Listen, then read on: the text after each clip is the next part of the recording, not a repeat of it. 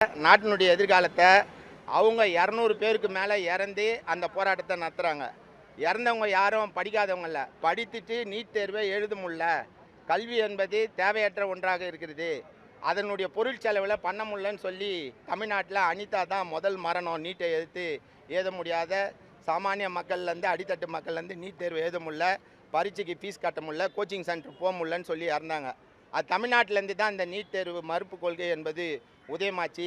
அது இன்றைக்கி இந்தியா முழுவதும் பரவி 200க்கும் மேற்பட்ட பெண்களும் பிள்ளைகளும் இறந்து இன்றைக்கும் அந்த நீட் தேர்வை ரத்து செய்வதற்கு மத்திய அரசாங்கம் தடை செய்ய மறுக்குது.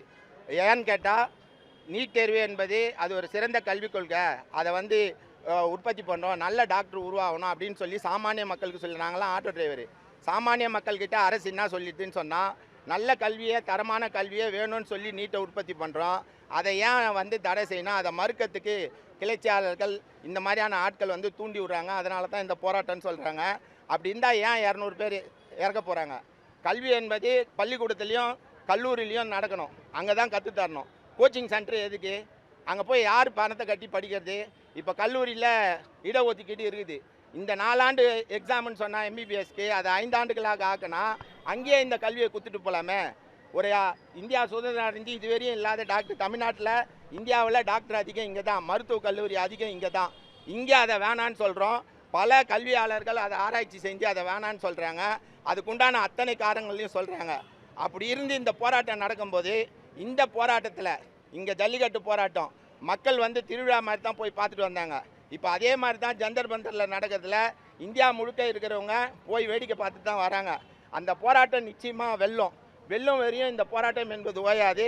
ஆர்எஸ்எஸ் கயவர்கள் அங்கே போய் லட்டியில் முள்ளு குத்தி ஆணி குத்தி அதை குத்துறாங்க, அடித்து மண்டை உடையுது.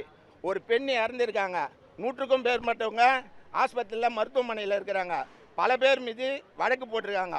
தேசிய பாதுகாப்பு சட்டத்தை டெல்லியில் அமுல்படுத்துறேன்னு சொல்லி பாரத பிரதமர் மிரட்டுறாரு, நள்ளிரவில் பேட்டி தராரு, விரைவு நீதிமன்றங்கள்ன்றாரு. நீதிமன்றங்களுடைய நிலைப்பாடு தெரியும். அரசனுடைய அத்தனை 4 தூண்களும் நீதிபதிக்கிட்ட போய் இது மாதிரி அடிக்கிறாங்க, இந்த சட்டத்தை வாபஸ் வாங்க மாட்டாங்கன்னு சொன்னால் எனக்கு வேலை நேரம் இல்லைன்னு சொல்லி ஒரு நீதிமன்றம் சொல்லுது. எவ்வளோ பெரிய அவல நிலை! எனவே இந்த போராட்டம் விவசாயிகளுக்கு அடுத்தபடியாக மோட்டார் தொழிலாளர்களுக்கு தான் இந்தியாவை இயக்குவது. இந்த தொழிலாளர்களுடைய எண்ணிக்கை அதிகம். இன்றைக்கி நாங்கள் அவங்களுக்கு ஆதரவு தெரிவித்து இங்கே நடத்துகிற போராட்டம் தமிழகம் முழுவதும் போவோம். இது ஆரம்ப கட்ட போராட்டம் தான். நீட் தேர்வை ரத்து செய்கிற வரையும் இந்த போராட்டம் தொடரும். கல்வி